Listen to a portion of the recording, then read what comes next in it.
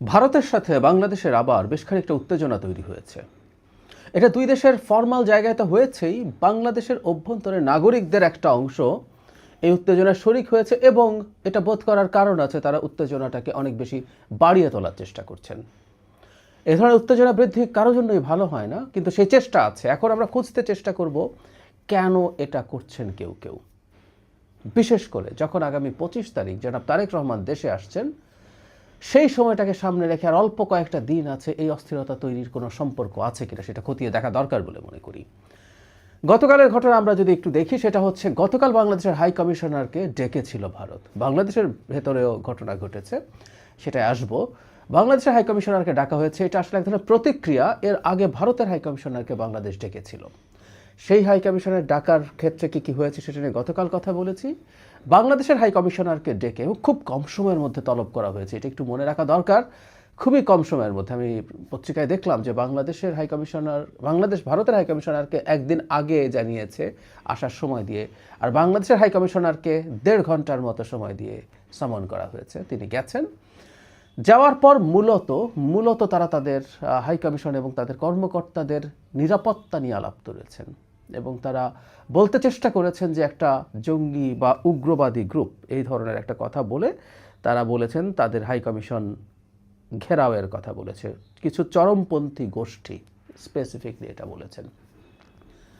এটা নিয়ে তাদের টেনশনের কথা জানিয়েছেন এবং নিরাপত্তা চেয়েছেন। বাংলাদেশ স্বাভাবিকভাবেই এগুলো দিয়ে এসছে। আবার এই যে তলব যখন করা হয় তখন তারা তাদের ভিসা সেন্টারটা বন্ধ করে দিয়েছিল। তাই অনেকে মনে করছিলেন যে এটা পুরোপুরি স্থায়ীভাবে বন্ধ হয়ে গেল কি না, কিন্তু আমরা আজকের খবরে দেখলাম যে না, ভিসা সেন্টার আবার চালু হচ্ছে। এটা হলো তাদের দিকের খবর। মূল জায়গা হচ্ছে বাংলাদেশের ভেতর থেকে উত্তেজনা তৈরির চেষ্টা আছে একটা গোষ্ঠীর। এটা চরমপন্থী গোষ্ঠী না কি গোষ্ঠী সেটা, সেই ডিবেটে আমরা এখন যাব না, কিন্তু একটা গোষ্ঠীর এই চেষ্টা আছে, সেটাই মূল আলোচনা। তার আগে বাংলাদেশের প্রতিক্রিয়ার কথা যদি বলি, আমাদের পররাষ্ট্র উপদেষ্টা সেটি কথা বলেছেন। তিনি কঠোর জবাব দিয়েছেন, বিশেষ করে নির্বাচন প্রশ্নে। তিনি বলছেন কারণ নসিহত করার দরকার নেই। উনি খুবই সঠিক। বাংলাদেশের নির্বাচন নিয়ে এখন কথা হচ্ছে, কিন্তু আমি খুঁজে দেখলাম 5 জানুয়ারি ভারত বাংলাদেশ নিয়ে ব্রিফ করেছিল 2024 সালে নির্বাচনের 2 দিন আগে। তখনও নির্বাচন বাংলাদেশের অভ্যন্তরীণ বিষয়, এই ধরনের আলাপই করেছেন।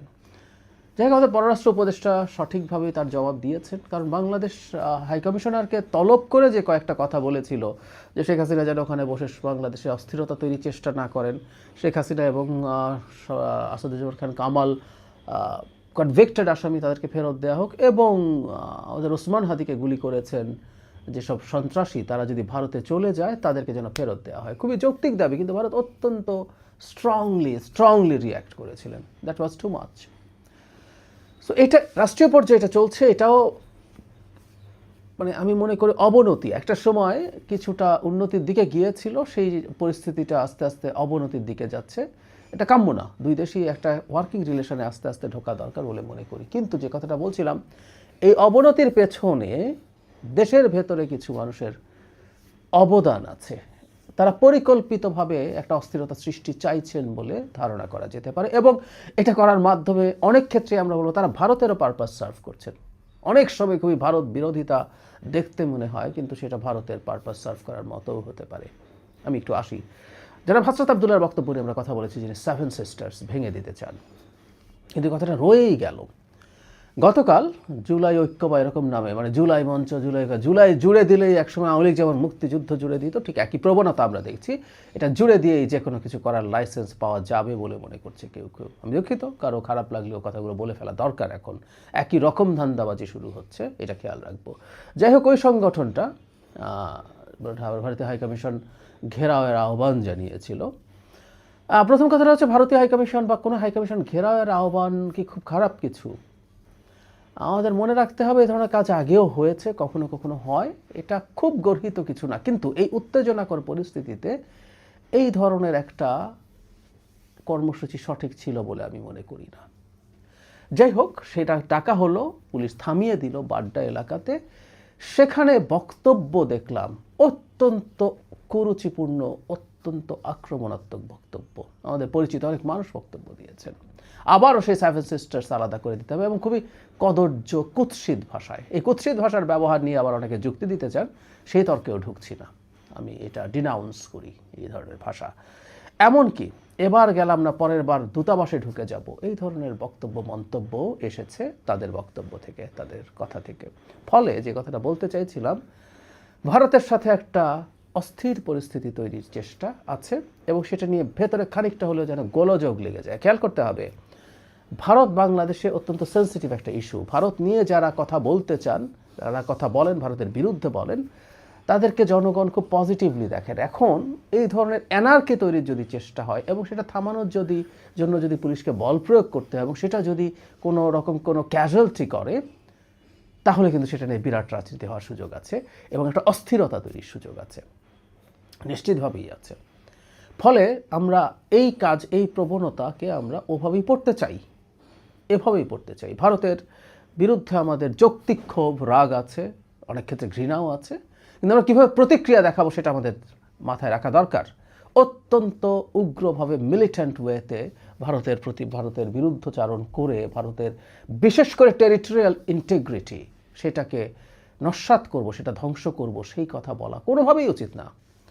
আমি আগেও বলেছি, ভারতের এই প্রবণতা আছে। ভারতের অনেকেই বাংলাদেশের ওই চিকেন স্ন্যাক, ওই ফেনীর ওইদিকে আলাদা করে দেব, বাংলাদেশের মাথার অংশটা কেটে ফেলবো যাতে তাদের চিকেন স্ন্যাক চড়া হয়ে যায়, অখণ্ড ভারতের কথা বলছে, নানান কিছু বলছে, আমাদেরও টেরিটোরিয়াল ইন্টিগ্রিটি তাদের অনেকেই কথা বলছেন। কিন্তু আমি মনে করি যে এটার পাল্টা এটা বলে আসলে আমরা কিছু অর্জন করব না। আমাদের এটা মনে রাখতে হবে, ভারতের অত্যন্ত গুরুত্বপূর্ণ ফুটপ্রিন্ট আছে গ্লোবালি। আমাদের এটাও মনে রাখতে হবে, ভারত যখন তার টেরিটোরিয়াল ইন্টিগ্রিটি নিয়ে বাংলাদেশ থেকে হুমকি দেওয়া হয়, গুরুত্বপূর্ণ লোকজন দেন, তখন এটা নিয়ে তার জায়গা থেকে আন্তর্জাতিক সমাজের মনোযোগ আকর্ষণ করা খুব সহজ হয়ে যায়। সে তাদেরকে দেখাতে পারে যে দেখো, বাংলাদেশে যে চরমপন্থীরা ক্ষমতা নিয়েছে বলেছিলাম, সেটা দেখো কী পর্যায়ে গেছে, সেটা কী পর্যায়ে গেছে, এমনকি সে আমার দেশ ভেঙে ফেলতে চায়। এটা আন্তর্জাতিক দিকে আমি প্রায়ই বলতাম যে বাংলাদেশে ইসলামী মৌলবাদের উত্থান হয়েছে, চরমপন্থার উত্থান হয়েছে, এটা ভারতের ডোমেস্টিক পলিটিক্সের জন্য খুব জরুরি। এই আর কিছুদিন পরেই ভারতের পশ্চিমবঙ্গে নির্বাচন, আমাদের এই অঞ্চলে যত নির্বাচন আছে বা ভারতের অভ্যন্তরে বাংলাদেশে একটা ইসলামী উগ্রবাদী গোষ্ঠী ক্ষমতা দখল করেছে, এটা তার ডোমেস্টিক হিন্দুত্ববাদী পলিটিক্সকে অত্যন্ত স্ট্রেংথেন করে, এটাতে কোনো রকম কোনো সন্দেহ নাই। সেই চেষ্টা সে করছে। ফলে এই ভারত বিরোধী যে মারাত্মক রকম জজবা দেখানোই হচ্ছে আসলে এটা ভারতের বিরুদ্ধে। আমি আবারও বলছি, যৌক্তিক আলোচনা সমালোচনা করব, আমরা অবশ্যই করবো এবং সেটার জন্য আমাদের নাগরিকদের এক থাকতে হবে, চাপ প্রয়োগ করতে হবে। কিন্তু এই রকম অ্যাগ্রেসিভ কিছু করে আসলে ভারতের পারপাস সার্ভ করা হয়। ভারত বিরোধিতার নামে ভারতের দালালি হচ্ছে কি না, আমি এটাও একটু ভেবে দেখতে বলবো। কারণ কোনো কিছুর বেনিফিট শেষ পর্যন্ত যাকে দেয়া হচ্ছে, সেটাকে আমরা খুবই আনক্রিটিক্যাল ওয়েতে রাখতে চাই না। এটাকে এত সহজভাবে দেখার কোনো স্কোপ আসলে নেই। একদম সিরিয়াসলি আমাদের এটা মনে রাখতে হবে। আমরা মনে রাখবো এই টার্মোয়েলের সময় আমাদের কথা ছিল আমরা যতটা সম্ভব আমাদের এই টার্মোয়েলকে অ্যাভয়েড করব। নির্বাচনটা এগিয়ে আসছে, সেই সময় আমরা এই ধরনের কাজ করছি। আমরা মনে রাখবো আর কয়েকটা দিন পরে জনাব তারেক রহমানের দেশে আসার কথা। তারেক রহমান দেশে আসলে অনেকের স্বার্থে সমস্যা হবে। আমরা বুঝতে পারি নির্বাচন বানচাল, নির্বাচন পিছিয়ে দেয়া বা নির্বাচন করলে ডিজাস্টার হবে, এরকম সম্ভাবনা থাকা মানুষ চাইবে নির্বাচনে কোনো সমস্যা হোক। কে না জানে জনাব তারেক রহমান যখন দেশে আসবেন, তখন যাবতীয় আলোচনা তাকে কেন্দ্র করেই ঘটতে থাকবে, সব ফোকাস তার উপরে চলে যাবে। এই যে নানা দিকে নানা মানুষ বেশ কিছু মনোযোগ পেত, ট্র্যাকশন পেত, ফুটেজ খড়ি করতে পারতেন অনেকে, সেই জিনিসগুলো সব বন্ধ হয়ে যাবে। সুতরাং তারেক রহমানকে শেষবারের মতো একটু ভয় দেখানো যায় কি না, যে দেশ খুবই আনস্টেবল হয়ে আছে, দেশ খুব ভোলাটাইল হয়ে আছে, আপনি না আসুন। আমি নিশ্চিত নই, কিন্তু এ ধরনের সম্ভাবনা আমি উড়িয়ে দিতে চাই না, এটা আমাদের একটু মাথায় রাখতে হবে। আমি আগেও বলেছি, জনাব তারেক রহমানকে কেউ পছন্দ নাও করতে পারেন, বিএনপিকে কেউ পছন্দ নাও করতে পারেন, কিন্তু বাংলাদেশের স্থিতিশীলতার জন্য, একটা স্থিতিশীল গণতান্ত্রিক বাংলাদেশ তৈরির জন্য বিএনপি যেরকম গুরুত্বপূর্ণ হয়ে উঠেছে, তাতে জনাব তারেক রহমানও একই রকম বা তার চেয়ে বেশি গুরুত্বপূর্ণ হয়ে উঠেছেন। সুতরাং আমাদের এটা মাথায় রাখতে হবে, তার বিরুদ্ধে কিছু ঘটানোর চেষ্টা করা এই দেশকে নিয়ে বাজে একটা খেলার অংশ, এভাবেই পড়তে হবে। আমি আবারও বলছি, এর মানে এই না আপনাকে তারেক রহমানকে পছন্দ করতে হবে, তারেক রহমান বা তার দলকে ভোট দিতে হবে, অন্য যে কেউকে ভোট দেওয়া যেতে পারে। কিন্তু একটা দেশকে স্থিতিশীল করার জন্য যে বড় রাজনৈতিক শক্তি, গণতান্ত্রিক শক্তি দরকার, সেটা এই মুহূর্তে এইবারের মতো আগামীতে এই বড় সমস্যা কেটে যেতে পারে, কিন্তু এইবারের মতো এই ক্ষমতা এই ক্ষমতা বিএনপিরই আছে এবং তার প্রধান নেতা হিসেবে জনাব তারেক রহমানেরই সেই গুরুত্বটা আছে।